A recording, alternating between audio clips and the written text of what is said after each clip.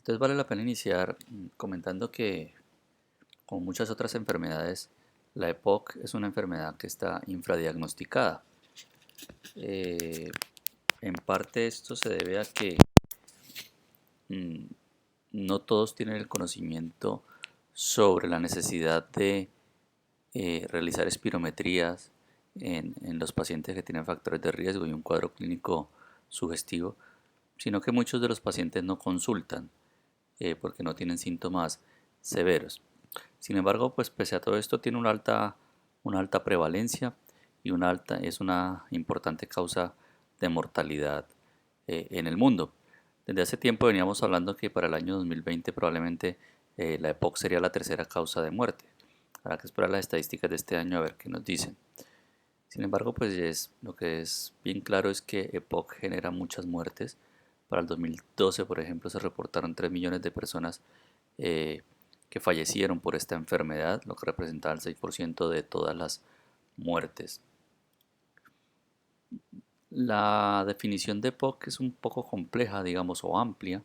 Eh, el documento GOL, ya desde el año pasado, hace 2 años, digamos que ha tratado de sacar una definición un poco más completa de lo que es la EPOC, y se define pues como una enfermedad común que es prevenible y que es tratable y que se caracteriza por unos síntomas respiratorios que son persistentes.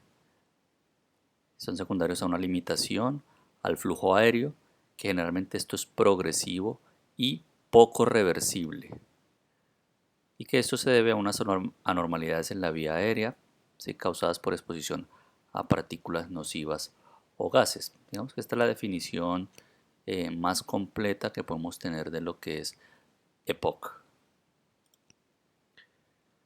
Poco de datos estadísticos, entonces más o menos la prevalencia de EPOC está en torno al 8 al 10%, varía un poco en función del país, pero la prevalencia se mueve entre estos datos. Para América Latina eh, tenemos una prevalencia en torno al 14%, esto ha traído reportado en el estudio clásico de América Latina sobre EPOC, el estudio platino, y en Colombia tenemos una prevalencia en torno al 8%, esto ya del clásico estudio Prepocol que se realizó en algunas ciudades de Colombia. Sin embargo, lo que decía al comienzo, más o menos un 80% de los pacientes no están diagnosticados. Hay que tener en cuenta que, como en otras enfermedades, la prevalencia también puede incrementar con el paso de los años.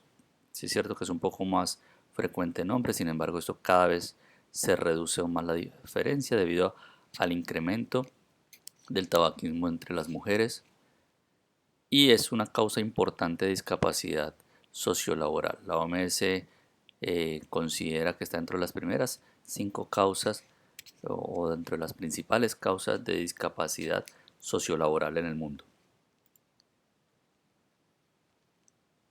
¿Qué factores de riesgo tenemos claramente asociados al desarrollo de POC? Obviamente lo más habitual es la inhalación de gases y partículas, que es el principal factor de riesgo. Lo más frecuente es la inhalación del humo del tabaco, ¿sí? Esto incluye no solo a los que fuman, sino a los que conviven con personas que fuman, lo que se llama el tabaquismo pasivo. Sin embargo, pese a que uno siempre relaciona EPOC con tabaquismo, hay que tener en cuenta que los pacientes que desarrollan EPOC, un 20% no son fumadores, por lo tanto hay otros factores de riesgo. En nuestro medio sigue siendo muy importante la exposición a humo de biomasa, ¿sí?, en aquellos pacientes, sobre todo de área rural, que cocinan con leña. La contaminación atmosférica no está claramente relacionada con el riesgo de desarrollar EPOC, sino más bien con el riesgo de exacerbaciones de la EPOC. ¿Bien? Y el nivel socioeconómico bajo se ha asociado al desarrollo de esta enfermedad, probablemente por las condiciones ambientales en las que viven las personas de un nivel socioeconómico más bajo, la humedad, eh, que tienen que cocinar con leña, ¿sí? Entonces probablemente esto haga relación a esa parte. En este gráfico no nos vamos a detener, simplemente aquí lo que eh, quiero mostrar es lo que ya clásicamente se ha mencionado. Aquí se compara la reducción o los valores del volumen respiratorio forzado en el primer segundo con el número de paquetes año que fume un paciente. Entonces, obviamente, entre más paquetes año consuma el paciente, más riesgo o más probabilidad hay de reducción de ese volumen respiratorio forzado en el primer segundo, ¿sí? Este incremento se da sobre todo por encima de un índice de tabaco por encima de 10, sobre todo por encima de 15, ¿sí? Entre más paquetes año consuma el paciente, mayor probabilidad de reducción del BEF1. ¿Qué otros factores de riesgo tenemos?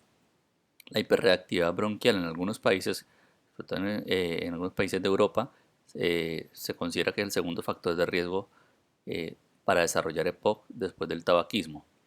La bronquitis crónica, es decir, el paciente que tiene el fenotipo de tosedor, de tos y expectoración crónica, parece que predispone obviamente al desarrollo de EPOC. Con el asma hay algunos estudios o datos que sugieren que podría tener alguna relación con el desarrollo a largo plazo de EPOC. Sin embargo, como ven aquí no hay una evidencia fuerte en ese sentido. Pero sí está claro que hay otros factores aparte del tabaquismo y de la inhalación de gases en general, ¿no? de la biomasa. ¿Por qué? Porque solo 20 a 40% de los fumadores desarrollan EPOC. ¿Sí? Entonces, no todo el que fume va a desarrollar EPOC. Menos de la mitad lo va a padecer. Esto no indica que probablemente existen otros factores, entre ellos los factores genéticos. Y entre los factores genéticos, pues el más estudiado y claramente identificado es el déficit de alfa-1 antitripsina. ¿Sí? Existen otras alteraciones genéticas como defectos a nivel de las metaloproteinasas, que obviamente si tenemos una hiperactivación de estas metaloproteinasas nos van a producir un deterioro de la función pulmonar. Algunos factores inúteros como el hecho de que si la mamá fuma, esto obviamente una embarazada incrementa el riesgo de EPOC en el adulto, o sea, en ese bebé que ha nacido de una mamá fumadora. ¿Sí? ¿Y esto por qué ocurre? Porque pues el proceso de maduración pulmonar, ustedes recordarán que se prolonga hasta los 20-25 años de edad. Entonces el hecho de tener que un bebé sea producto de una madre fumadora, hay una asociación y un mayor riesgo de desarrollar EPOC. Entonces la fisiopatología nosotros la podríamos resumir aquí en esta diapositiva. Desde el punto de vista fisiológico, como ya les comentaba, a partir de los 25 años tenemos un descenso fisiológico de la función pulmonar, que más o menos corresponde a una reducción del volumen respiratorio forzado en el primer segundo de unos 20 mililitros por año.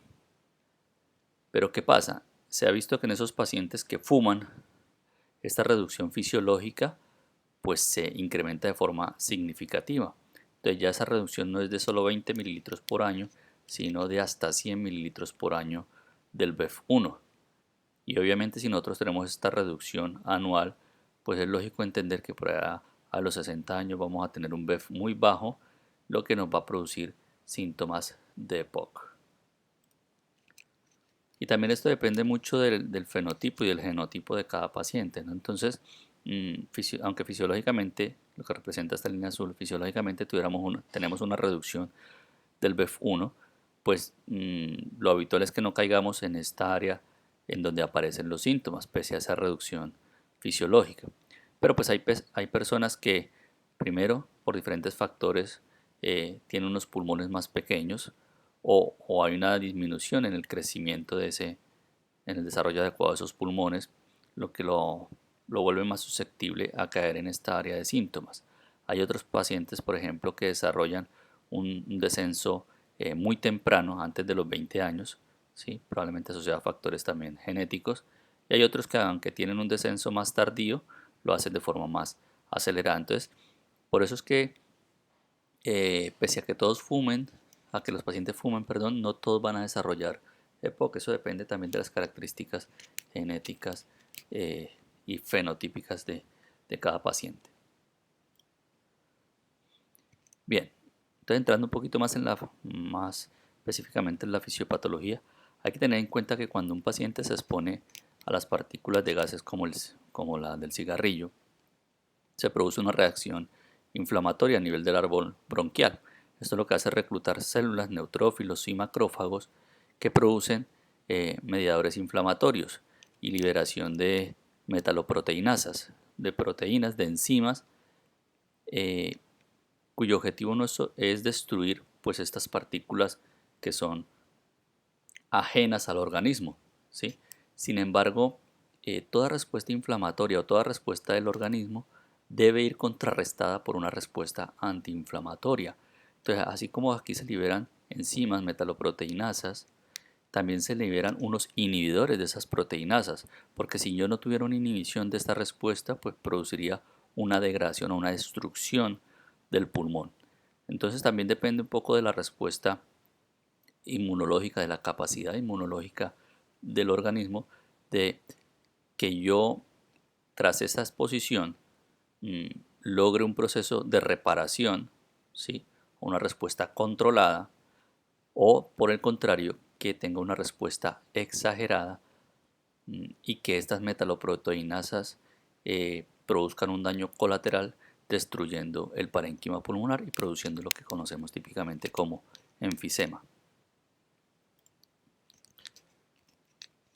Entonces, igualmente aquí complementando un poco lo de la diapositiva anterior, eh, el cigarrillo volvido entonces desencadena en el tracto bronquial, en el árbol bronquial, una respuesta inflamatoria.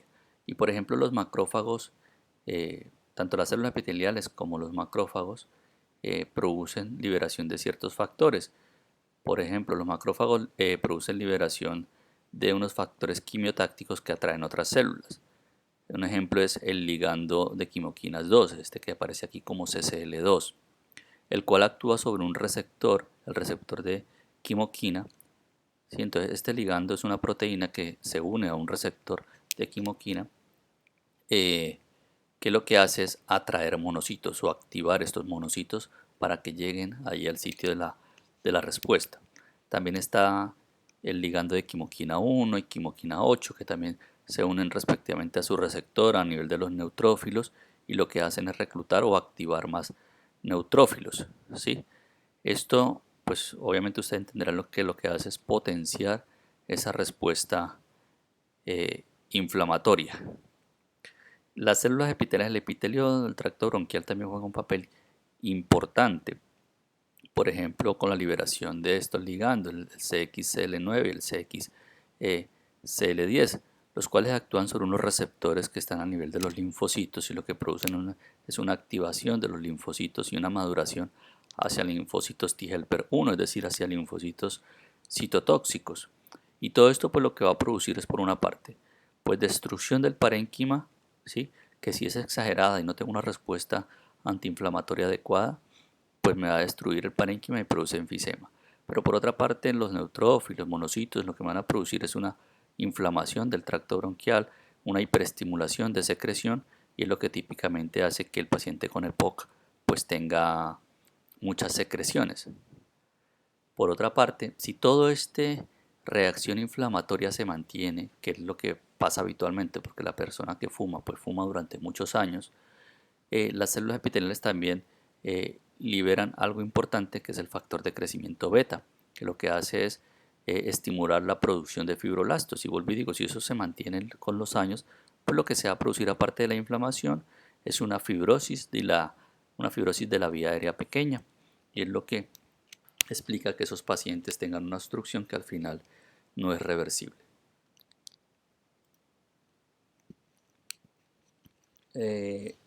También hay, digamos, algunos factores mecánicos, ¿no? En el tracto bronquial hay unos cilios que tienen una función de barrera, ¿sí? Y una función también, digamos, inmunológica mediante la estimulación de secreciones a nivel del tracto bronquial para tratar de encapsular o de detener los factores externos que llegan aquí al tracto bronquial.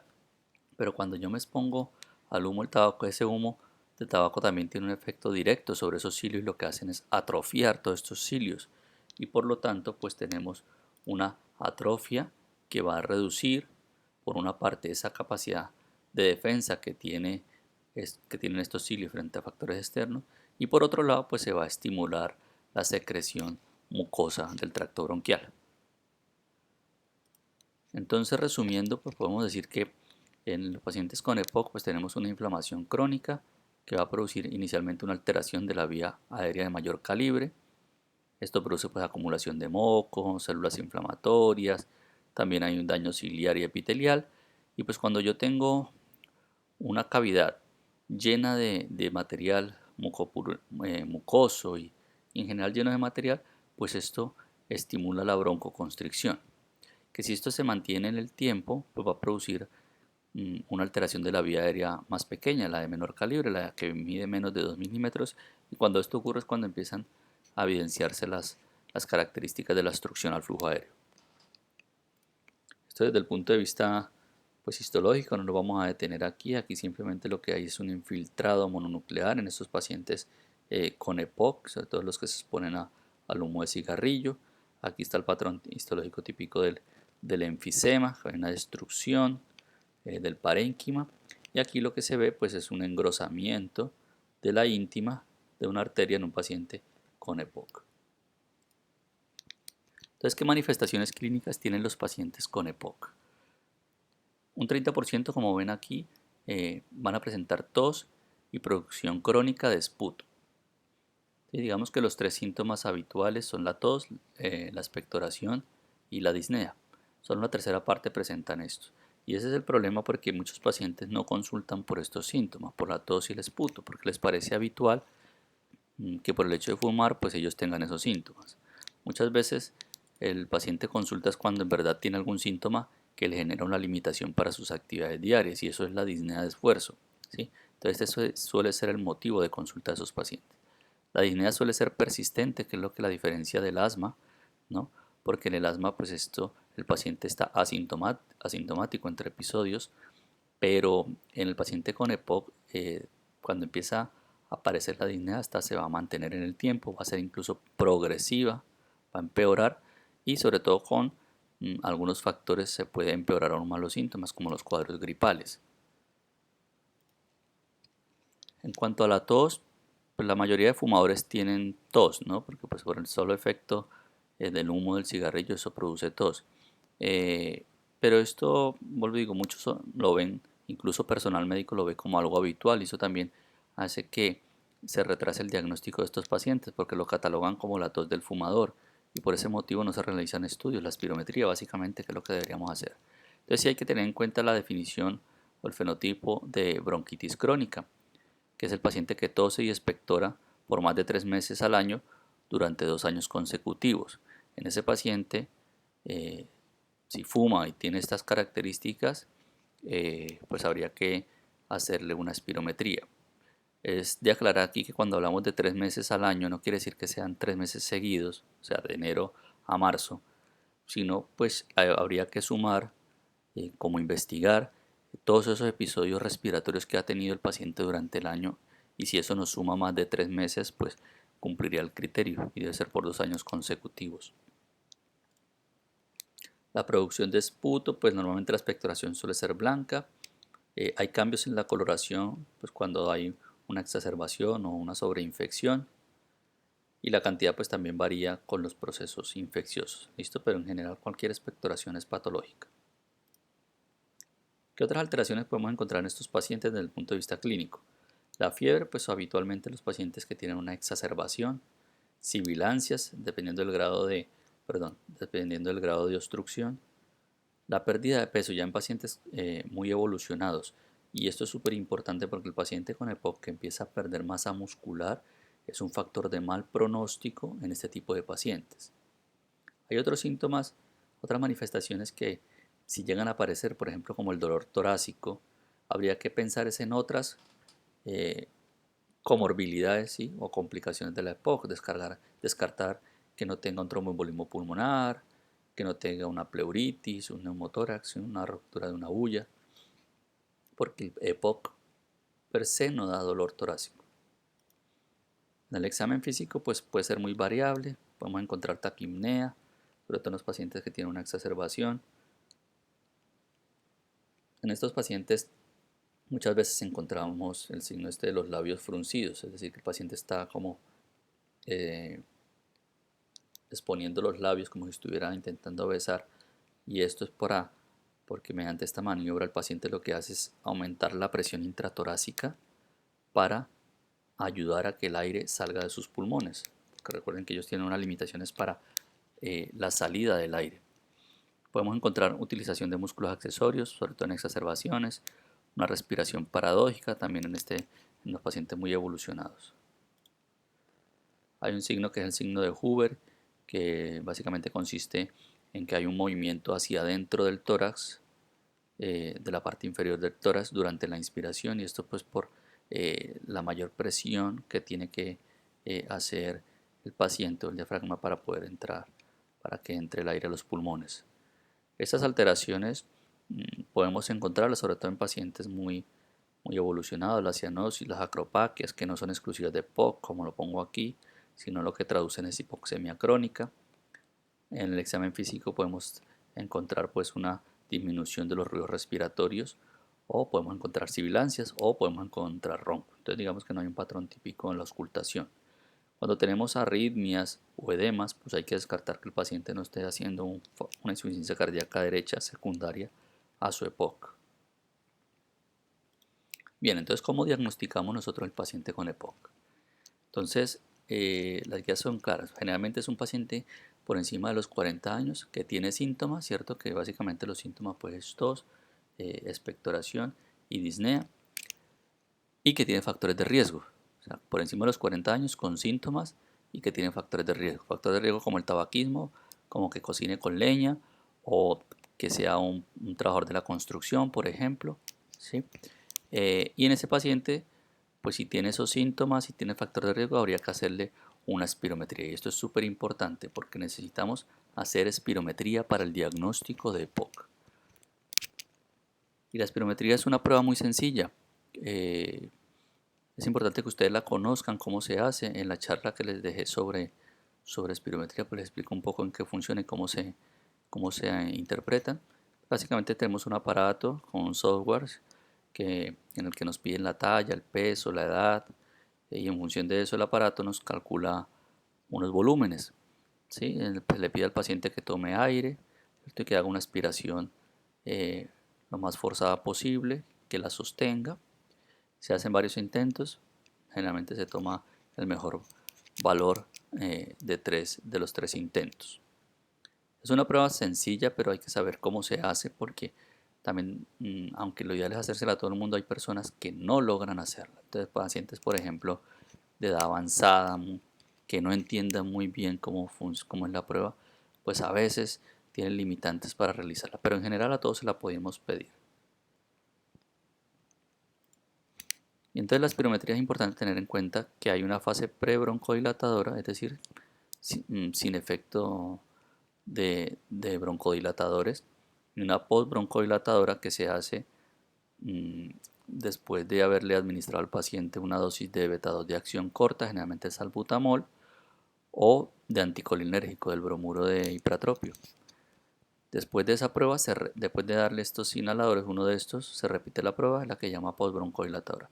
¿Y por qué es importante esta prueba? Porque debemos pedírsela a todo el mundo postbroncodilatadora, porque el criterio de POC es básicamente que yo tenga una relación entre el volumen expiratorio forzado en el primer segundo sobre la capacidad vital forzada postbroncodilatadora por debajo del 70%. O sea, si yo tengo esta relación en el resultado postbroncodilatador por debajo de 70 o por debajo de 0.7, me indica que hay un patrón obstructivo y eso sería compatible con EPOC. Y esto es lo que ocurre normalmente en los pacientes con EPOC. En un paciente que no tiene EPOC, pues lo habitual es que yo en el primer segundo saque mínimo el 80% del aire que tengo en mis pulmones, ¿sí? Entonces, si yo tengo eh, eh, una capacidad vital de unos 5 litros, en el primer segundo yo tengo que expulsar por lo menos 4 litros, que es el 80%, ¿sí? Entonces, esto es lo que normalmente ocurre en los pacientes pues, que no tienen EPOC. En el paciente con EPOC, ¿qué pasa? Pues como tiene una limitación para la salida del aire durante la aspiración, pues vamos a tener una reducción del porcentaje de aire que sacamos en ese primer segundo. Entonces, si sacamos la relación BEF1 sobre capacidad vital, nos va a dar por debajo del 70% o por debajo de 0.7. Y eso es lo que nos indica que hay un patrón obstructivo.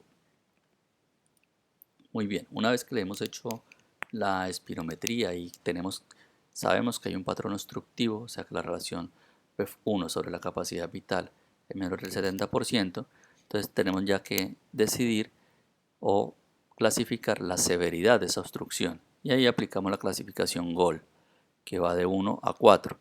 La 1 es leve, cuando el BEF1, entonces aquí solo miramos ya el BEF1 postbroncodilatador, si está por igual o mayor al 80%, decimos que es un GOL 1 o leve. Decimos que es un GOL 2 cuando está entre 51 y 79. Decimos que es un GOL 3 cuando está entre 30 y 50. Y un GOL 4 o muy severo o muy grave cuando está el BEF1 postbroncodilatador por debajo del 30%.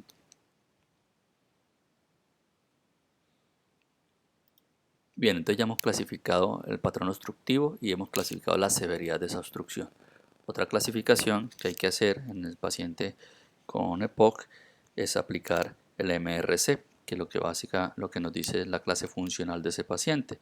Este MRC viene de Medical Research Council, que es MRC, y lo que hace es clasificar la disnea de 0 a 4. 0 pues el paciente que no tiene disnea habitualmente. 1 es el paciente que cuando camina rápido o al subir una cuesta pues tiene disnea. El 2 es el paciente que tiene incapacidad para mantener el paso de otras personas mientras va en lo plano, caminando en lo plano.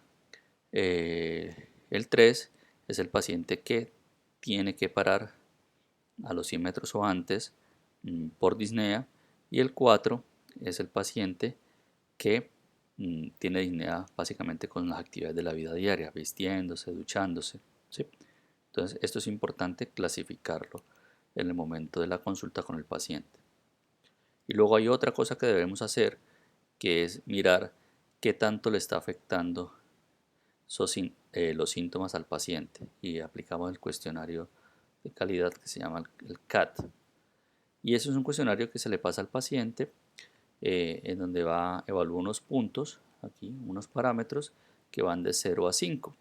0 es que no tiene esos síntomas y 5 que tiene síntomas muy severos, ¿sí? Entonces aquí lo ponen como que 0 es que estoy muy contento y 5 que estoy muy triste. Es decir, 0 es poco y 5 es mucho. Entonces le preguntan, por ejemplo, nunca toso. Si el paciente en verdad nunca tosa, pone 0. Si tose mucho o siempre estoy tosiendo, como lo pone aquí, pone 5. Y pues el resto en valores intermedios en función de lo que tenga el paciente. Así se pregunta con el tema de la expectoración, de la opresión en el pecho, ¿sí? Si tiene limitaciones para salir. Entonces yo en cada parámetro el paciente va marcando un puntaje. Y luego ese puntaje lo pone aquí, pues si marco 3, pongo aquí 3, luego si aquí 2, 5, bueno, va poniendo. Y luego sumamos todo esto y sacamos un puntaje total. Generalmente los pacientes que tienen un cuestionario de calidad, un CAT, de 10 puntos o más, pues indica que tiene una afectación importante de su calidad de vida y esto generalmente tiene una relación con el MRC, es decir, entre más MRC mayor disnea tenga, pues peor puntaje va a tener aquí en este cuestionario. ¿Y por qué es importante? Porque al final tenemos que resumirlo aquí en este cuadro. Entonces, yo ya he confirmado el diagnóstico de obstrucción con la espirometría, ¿cierto? Esta relación por debajo del 70%. Luego entonces defino la severidad de esa obstrucción mediante la clasificación GOL. Y luego entonces tengo que determinar el riesgo que tiene ese paciente de exacerbaciones. Y hay 4 grupos de riesgo, entonces de la A a la D.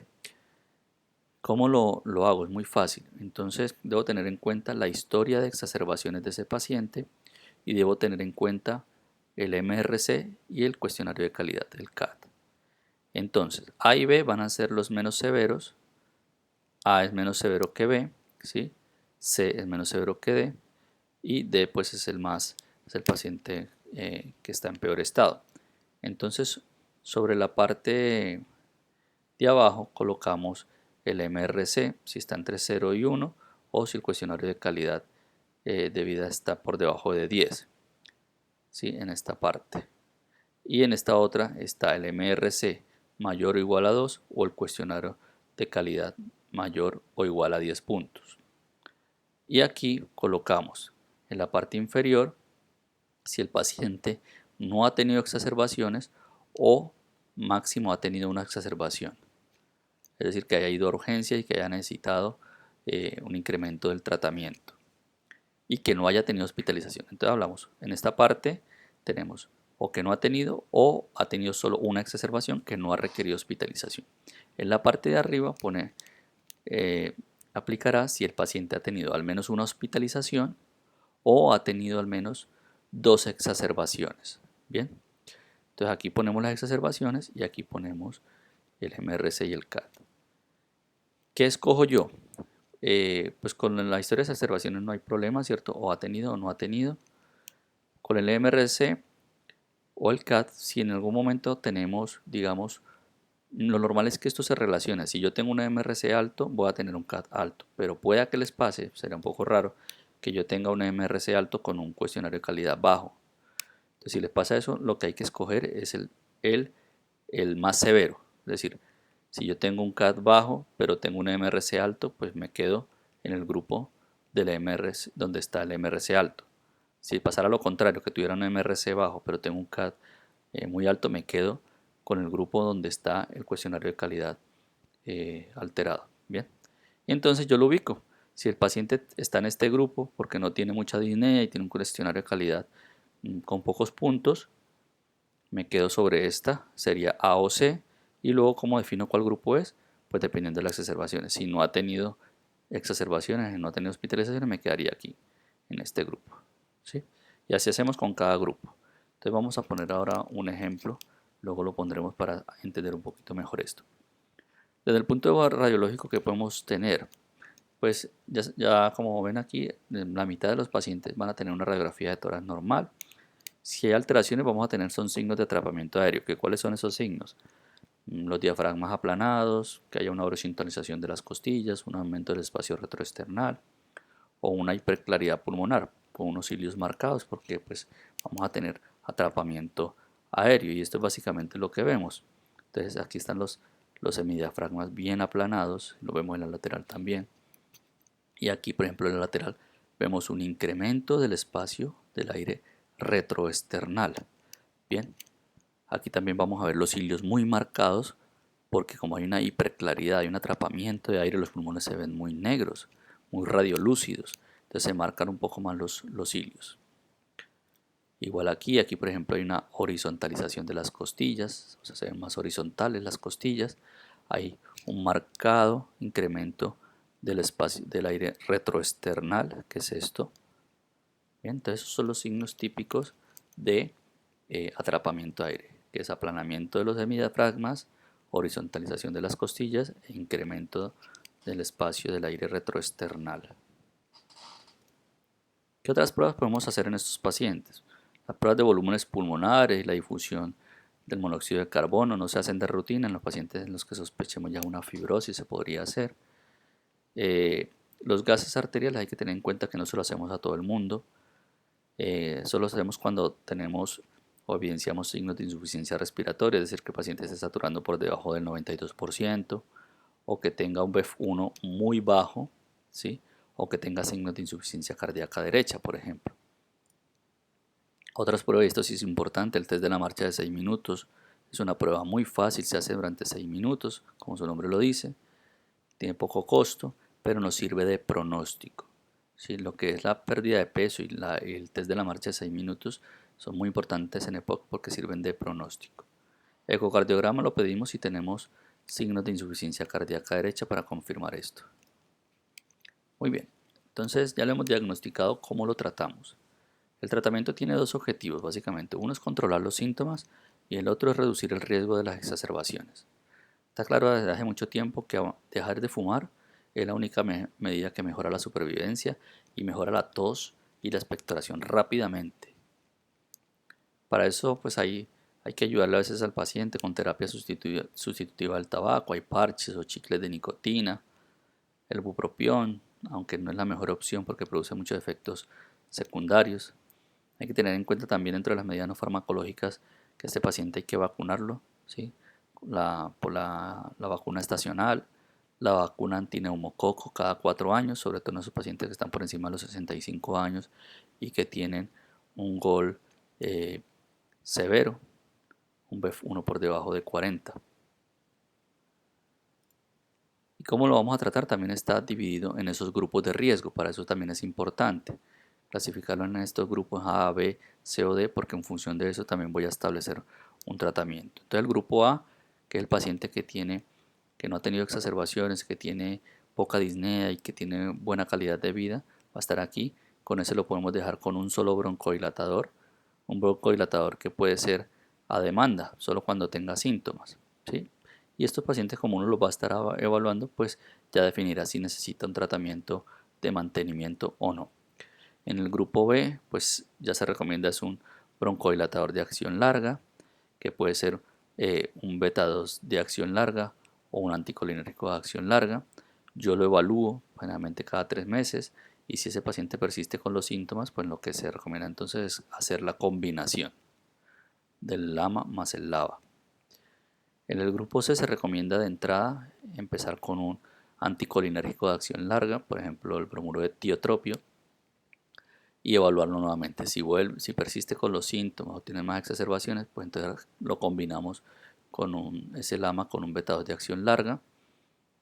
Y en el grupo D se recomienda siempre, si yo lo clasifico a este paciente como un paciente de grupo D, es decir, el paciente que tiene historia de exacerbaciones, 2 o más exacerbaciones, que además tiene un cuestionario de calidad de más de 10 puntos y que tiene una clase funcional, una MRC de 2 o más, yo lo clasifico aquí, debería empezar con ese paciente de una vez con la combinación de un anticolinérgico de acción larga y un beta 2 de acción larga.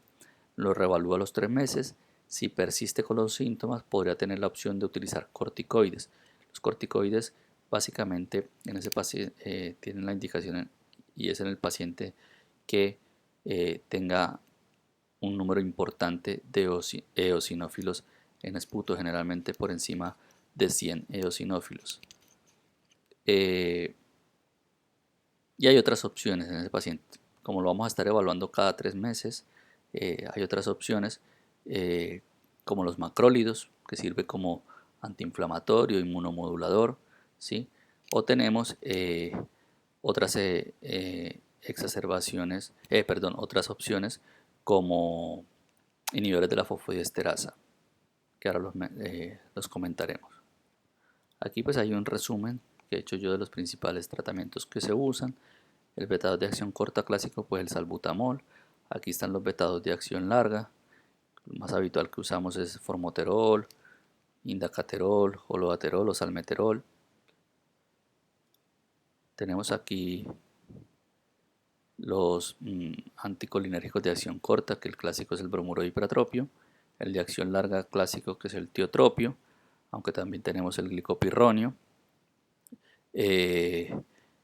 Y hay combinaciones, por eso no les he puesto todos los anticolinérgicos aquí de acción larga porque pues vienen en combinación con un beta 2 de acción larga, que sería lo ideal. Si tenemos que usar un anticolinérgico y un beta 2 de acción larga, pues usarlo en combinación.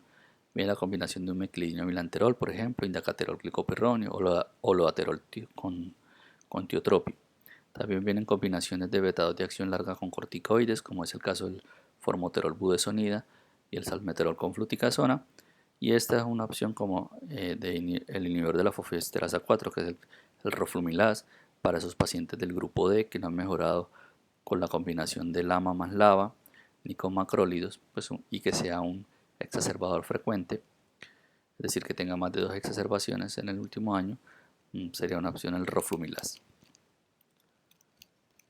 En cuanto al oxígeno, el oxígeno no es para todo el mundo, entonces hay unas indicaciones, básicamente que ese paciente tenga una PO2, una presión parcial de oxígeno por debajo de 55 milímetros de mercurio, o que sature por debajo de 88, o que esté esa presión parcial de oxígeno entre 55 y 60, si hay signos de hipertensión pulmonar, signos de insuficiencia cardíaca derecha, o un hematocrito por encima de 55. Que es importante el oxígeno no solo es ponérselo, sino que el paciente lo utilice bien, porque pues uno encuentra pacientes que se ponen el oxígeno 2 horitas, 3 horitas y eso no sirve, en realidad no tiene ningún impacto. Lo que está claro que funciona en este tipo de pacientes es mínimo usarlo mínimo 18 horas, y de esas 18 horas deben incluir siempre la noche.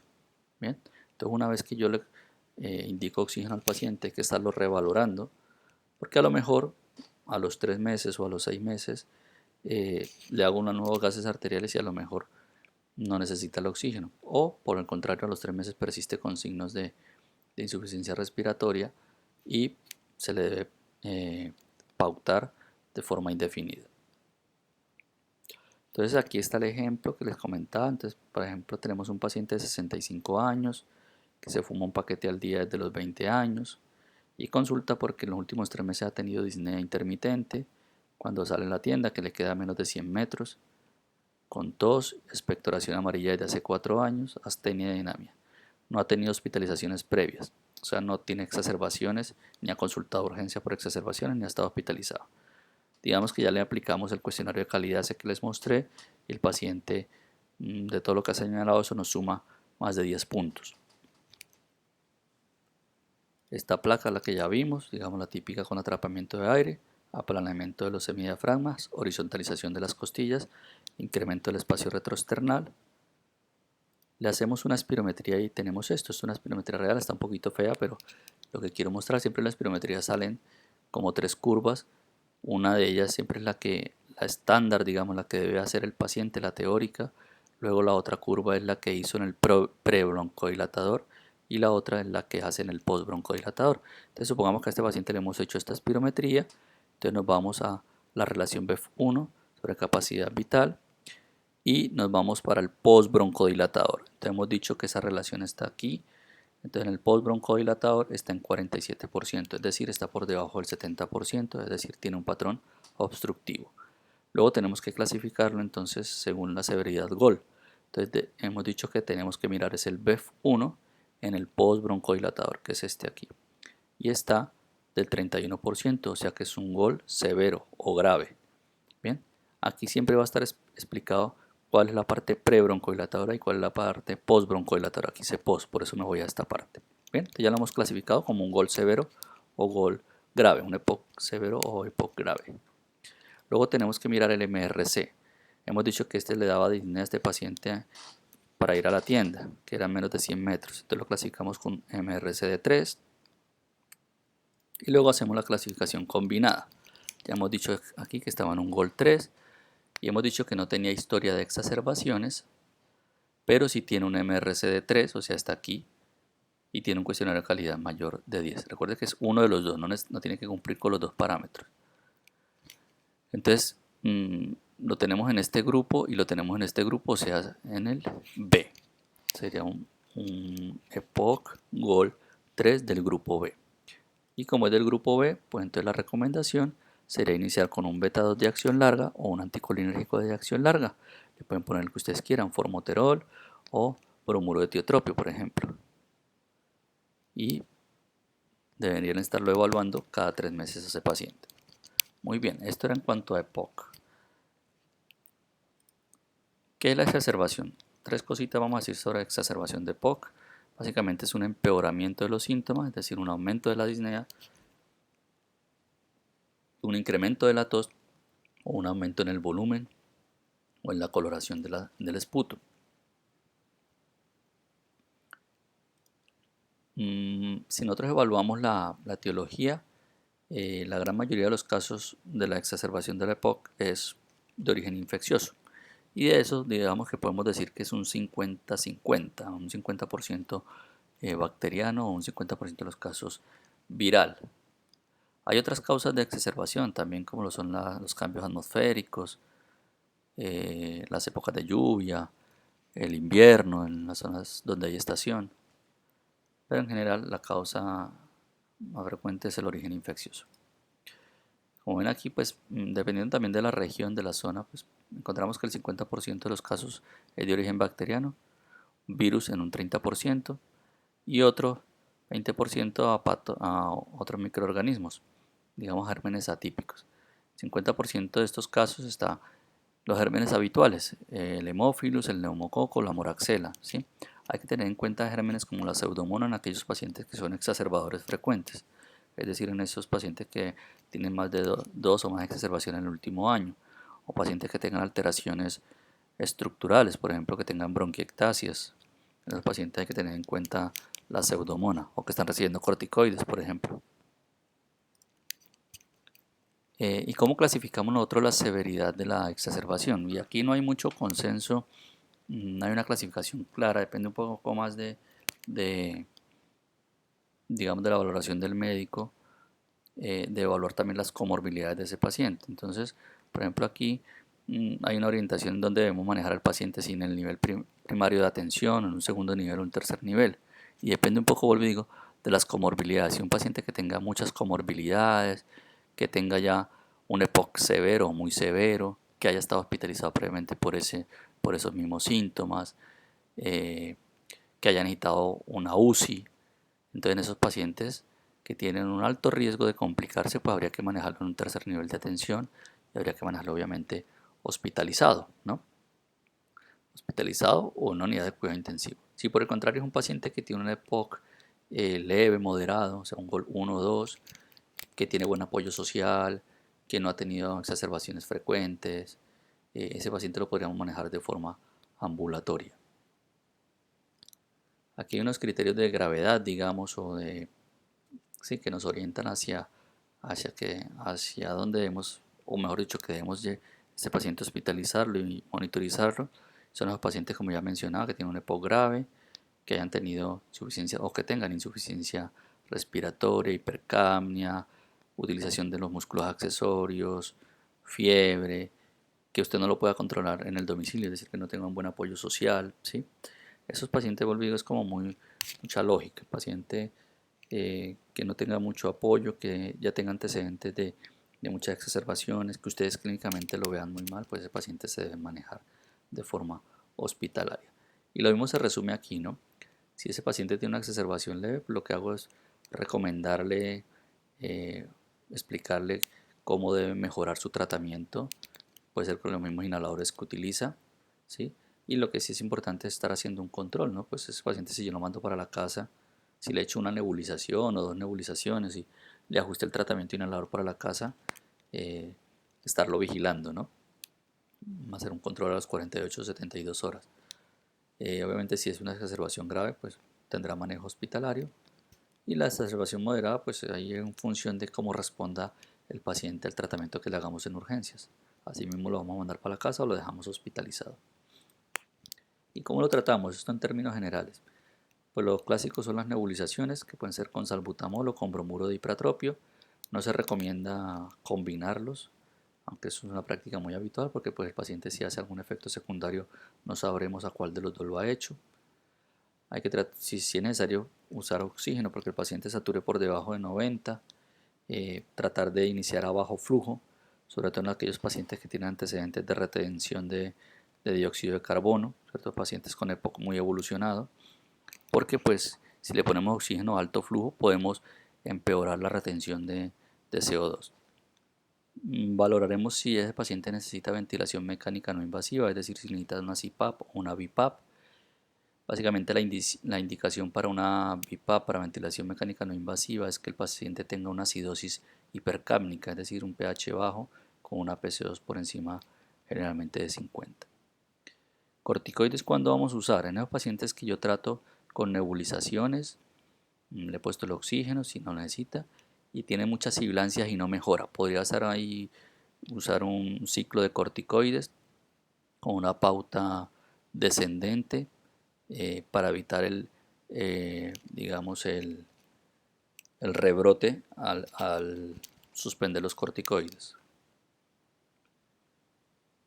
Es decir, un ejemplo del uso de corticoides sería, pues podría iniciar con 20 miligramos de prednisolona, al tercer día le bajo a 15, a los otros 3 días le bajo a 10, a los otros 3 días a 5, hasta suspenderlo. Y para el uso del antibiótico, que esto es importante, no todos requieren antibiótico. Clásicamente se han hablado de los criterios de Antonisen. Esto en realidad ya es muy antiguo.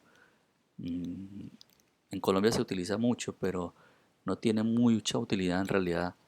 Pero bueno, clásicamente se han utilizado. Y son los mismos criterios de exacerbación de la EPOC. ¿En qué consisten estos criterios de Antonisen? Que insisto, son demasiado viejos. en que yo lo clasifico al paciente como una exacerbación severa, moderada o leve, en función de si cumple con los tres criterios. Si tiene los tres criterios, diría que es un Antonisen 1, que significa que es severo y por tanto es muy probable que esa exacerbación sea bacteriana y requiera antibiótico. Un Antonisen 2 es el paciente que cumple pues solo con dos criterios de estos, y un Antonisen 3 es el que cumple con un solo criterio. Entonces el Antonisen 3 que cumple con un solo criterio pues no debería necesitar antibiótico. El Antonisen 2 depende un poco del criterio del médico. Si el paciente tiene disnea y tiene cambios en la coloración del esputo, pues podría iniciar tratamiento antibiótico. Pero como ven, esto no es muy práctico. La decisión de uno poner o no antibiótico debe estar argumentada no en esto, sino en el estado clínico del paciente, en los otros laboratorios que tenga el paciente, si es un paciente que tenga leucocitosis con marcada neutrofilia, si tiene marcadores inflamatorios, la PCR elevada, si tengo posibilidad de hacer procalcitonina porque lo veo mal y está elevada, si hemodinámicamente está comprometido, pues eso es lo que me tiene que orientar hacia si debo pautar o no antibiótico, pero no el hecho de clasificarlo con estos criterios que, vuelvo, insisto, no son muy de mucha utilidad. ¿Y qué le ponemos? Pues eso va en función de la sospecha clínica. Si no tiene riesgo para pseudomonas, pues será el tratamiento habitual con un betalactámico o con una fluoroquinolona, ¿sí? Si el paciente tiene riesgo de pseudomonas porque se usando corticoides previamente, tenga bronquiectasia y sea un exacerbador frecuente, pues tendríamos que cubrir pseudomonas, ya sea con una quinolona que cubra pseudomonas, con algún otro tratamiento. Pero esto, vuelvo y digo, en función. Lo habitual es que usemos un betalactámico. La amoxicilina con ácido clavulánico es una buena opción. Si lo vamos a hospitalizar y sospecho que tiene alguno de estos gérmenes, pues la ceftriaxona también es una buena opción. O la ampicilina sulbactam es una buena opción. Si sospecho pseudomonas, pues levofloxacino podría ser. Piperacilina tazobactam si lo voy a manejar de forma hospitalaria. O cualquier antibiótico antipseudomonas. Muy bien, y esto es la revisión que íbamos a hacer sobre POC. Muchas gracias.